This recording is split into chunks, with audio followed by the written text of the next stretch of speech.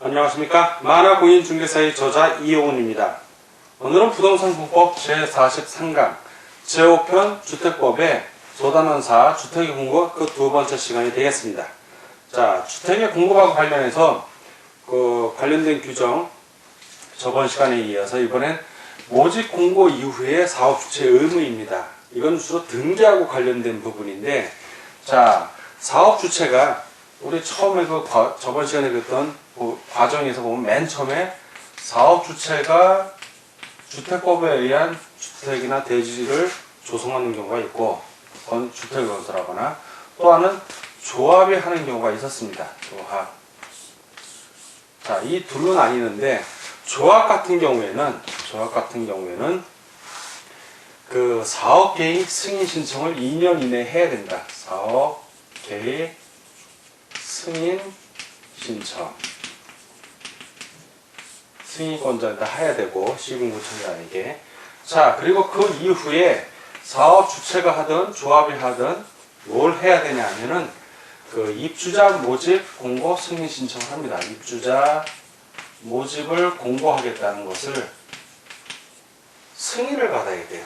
자, 그래서 승인 신청을 합니다.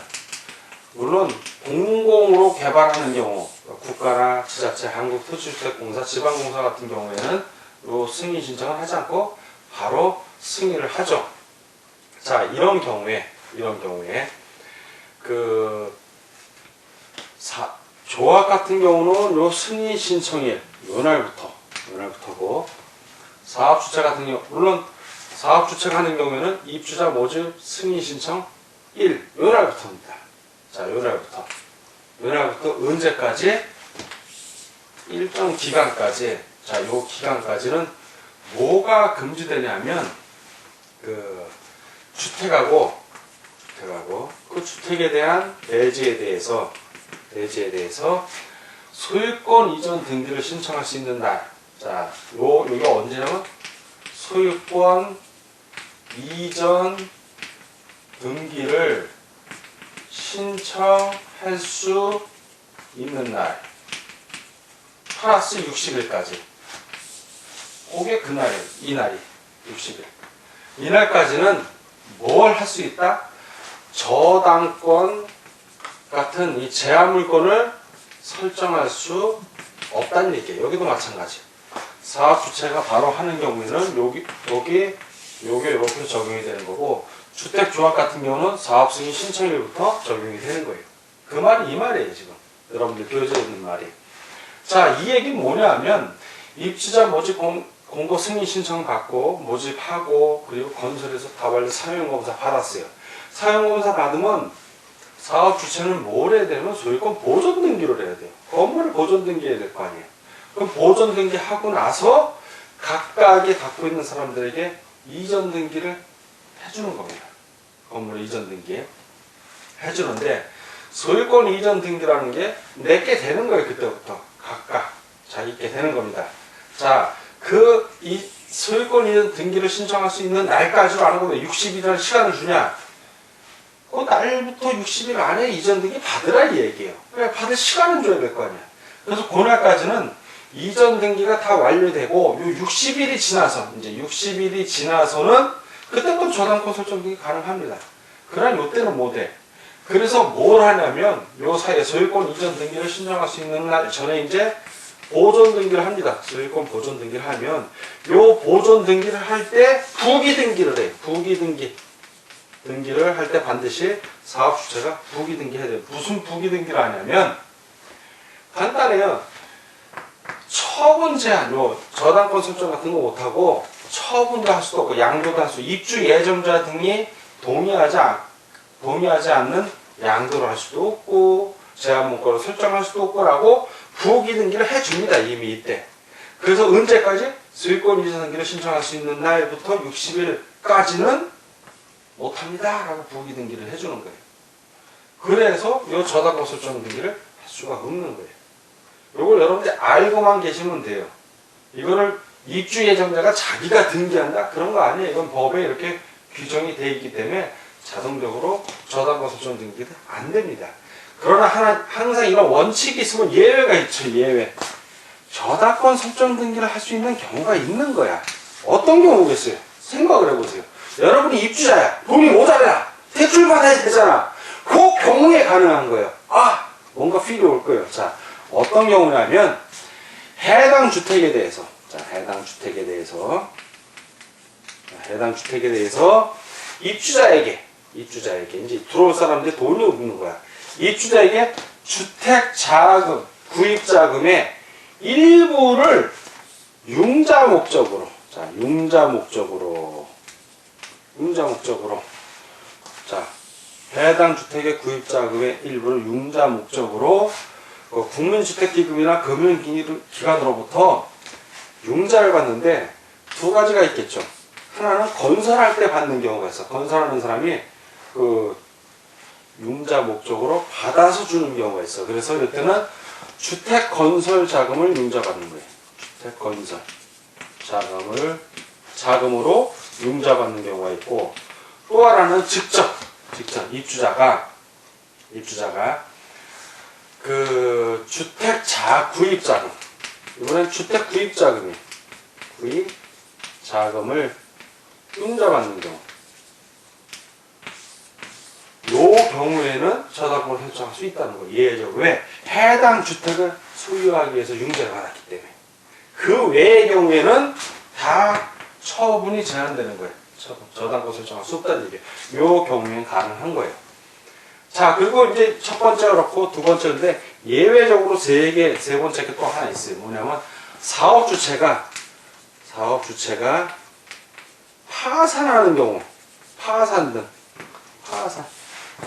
뭐 합병된다든가 분할된다든가 등록마서 영업정지 이런 사유로 사업을 시행할 수 없게 됐을 때, 또는 돼서 사업주체가 변경되는 경우에는 그때는 등기를 할 수 있는 거예요. 저당권 설정 등기 같은 거. 처분 제한 등기가 아니라 새로 변경되는 사람으로 넘어갔으니까. 자, 이렇게 주택 건설 자금을 융자 받았어. 근데 사업주체가 파산하거나 새로 변경돼서 다른 사람에게 합병이 된다. 그러면 이 사람에게로 이게 이전이 되는 거예요. 요 때는 된다는 거예요. 요 세 가지 경우만 되고, 그 외의 경우에는 된다, 안 된다, 안 된다라는 얘기입니다. 이 얘기가. 이건 사업주체들하고 얘기지, 사실 실무에 있어서는 우리가 몰라도 돼요. 그냥 법에서 다 규정한 대로 가는 거라고. 그러나 공인중개사라면 이 정도는 알고 있어야 되는 거예요. 왜? 여러분들 주택 정비사업이나 도시및 주거환경 정비사업, 아니면 이 주택 공급 관련된 이런 조합들의 사업에 대해서 여러분들이 혼이 깨고 있어야 나중에 이게 중개할 대상인지 아닌지 구분할 수 있어요. 워낙 법령의 변화가 심하기 때문에 어떤 때는 중개 가능하다가도 어떤 때는 중개가 안 될 때가 있어요. 그리고 또 풀릴 때가 있고. 그래서 이 과정을 전체적으로 알고 있으면 가능한 겁니다. 근데 모르면은, 모르니까 나 안 해, 이럴 순 없잖아요. 모르면 공부해서 알아야죠. 자, 이제 요 과정은 좀 넘어가고, 이제 투기과열지구 같은 것 좀 알아볼게요. 투기과열지구. 자, 이번에는 7. 투기과열지구의 지정 및 해제에 대해서 같이 알아보도록 하겠습니다. 자, 투기과열지구의 지정 및 해제. 먼저 지정권자. 자, 누가 지정을 하는지. 지정권자. 국토교통부 장관하고 시도지사가 지정권자입니다. 그리고 두 번째, 지정 절차를 알아보겠습니다. 지정 절차. 첫 번째, 지정 절차. 의견 청취 또는 협의입니다. 의견 청취 또는 협의. 자, 하고, 두 번째, 그리고 나서 주거정책심의위원회 심의를 합니다. 심의. 그리고 세 번째는 공고, 그리고 통보를 합니다. 공고하고 통보. 그리고 네 번째, 이제 해제하는 경우죠. 해제하는 경우. 자, 하나씩 보면, 의견 청취 또는 협의는 국토교통부 장관이 지정 해제할 경우에는 시도지사의 의견을 들어야 하고, 자, 그리고 시도지사가 지정 해제할 경우에는 국토교통부 장관과 협의를 해야 됩니다. 자, 두 번째, 심의는 시도지사는 시도주거정책위원회의 심의를 받아야 됩니다. 예, 주거정책심의위원회 국토교통부 장관은 주거정책심의위원회 심의를 받아야 하고요. 자, 이런 심의 다 끝나서 이제 결정이 되면 공고하고 통보를 하는데 국토교통부 장관, 시도지사는 지정시 지체 없이 공고하고 그 투기 과열 지구를 관할하는 시, 군, 구청장에게 공고 내용을 통보하여야 합니다. 자, 이제 마지막으로 이제 해제하는 경우인데 국토교통부 장관, 시도지사는 지정 사유가 없어졌다고 인정하는 경우 지체 없이 투기 과열 지구 지정을 해제하여야 합니다. 자, 이렇게 정리하고 8. 주택의 전매행위 제한에 대해서 같이 알아보도록 하겠습니다. 자, 이번에는 8. 주택의 전매행위 제한되기에 대해서 같이 알아보도록 하겠습니다. 먼저 첫 번째로서 10년 이내의 범위에서, 자, 10년 이내의 범위에서 전매가 제한이 된다. 전매가 제한이 된다. 전매 제한. 그 사업 주체가 건설 공급하는 주택 또는 주택의 입주자로 선정된 지위로서 다음의 하나에 해당하는 경우에는 제한 기간이 지나기 전에는 10년입니다. 10년 이내의 범위에서 전에는 그 주택 또는 지위를 전매, 즉 매매 증여 또를 할 수 없다는 얘기예요. 상속은 제외됩니다. 상속은. 네. 전매하거나 이의 전매를 알선할 수 없다. 자, 어떤 경우냐면 첫 번째 세 가지 경우가 나오는데 첫 번째는 투기 과열지구. 투기 과열지구. 투기 과열지구에서 건설 공급되는 주택의 입주자로 선정된 쥐.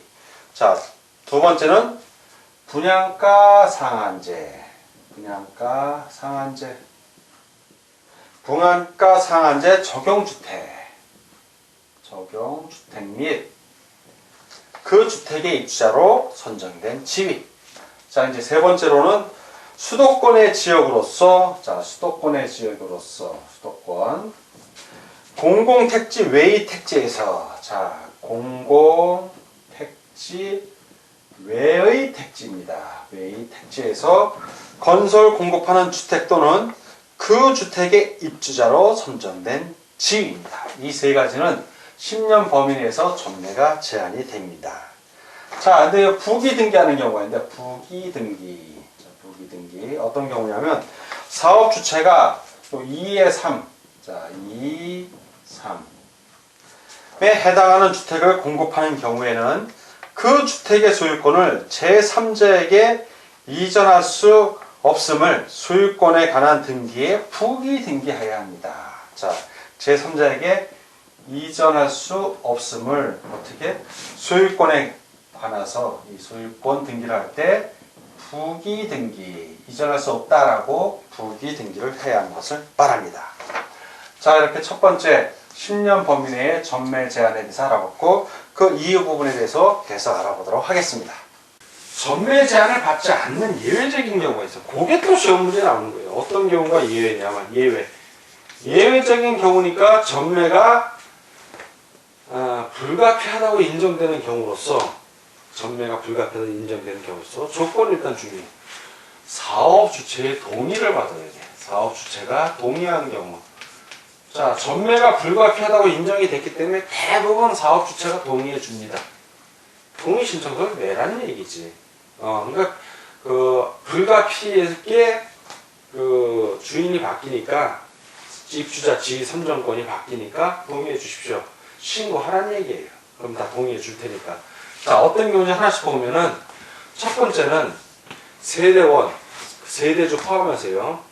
세대원이 생업상의 사정이나 생업 먹고 사는 것 때문에 또는 질병, 취학, 공부 등이죠. 이런 결혼 이런 이유로 세대원 전원이 다른 시군으로 광역시나 다른 시군으로 가는 경우에 됩니다. 다만 수도권으로 이전하는 건 제외돼요. 두 번째, 상속받아서 세대원 전원이 이사가게 생겼어요. 그런 경우도 된다는 얘기입니다. 세 번째는 해외로 가는 경우예요. 해외. 세대원 전원이 해외로 이주하거나 2년 이상 해외에 거주하게 생겼어. 그런 경우에도 전매를 허락해 준다는 얘기예요. 동의만 받으면. 네 번째, 이혼해서 그 입주자로 선정된 지위를 배우자한테 주는 경우 있어요. 위자료조나 아니면 그 재산 분할조로. 그런 경우에도 사업자가 동의하면 가능하다는 얘기입니다. 그리고 이제 다섯 번째로는 이제 공공사업을 하는 경우에 이주 대책을 만들어 주잖아요. 그 이주 대책용으로 공급받는 경우로서 시국조정이 확인하는 경우에도 가능합니다. 이주 대책. 그리고 그 여섯 번째는 1하고 3이에요. 자, 1하고 3. 생업 뭐 이런 거, 해외 이런 경우인데 그 소유자가 채무를 제대로 이행을 못해서 국가라든가 그 지방자치단체, 금융기관에 대해서 채무를 이행하지 못해서 경매 또는 공매로 주택이 넘어가는 거예요. 그 경우도 사업주체가 동의하면, 왜 사업주체 입장에선 자금을 확보해야 되니까 팔아도 되는 거예요. 어차피 그 돈을 계속 내야 되니까 그 사람이 입주를 하려면 분양 대금을 내야 되잖아요. 그런 경우. 그리고 입주자로 선정된 지를 일부를 이제 배우자한테 증여하는 거예요. 배우자에게 증여하는 경우. 이런 경우도 사업주체 동의를 받으면 가능합니다.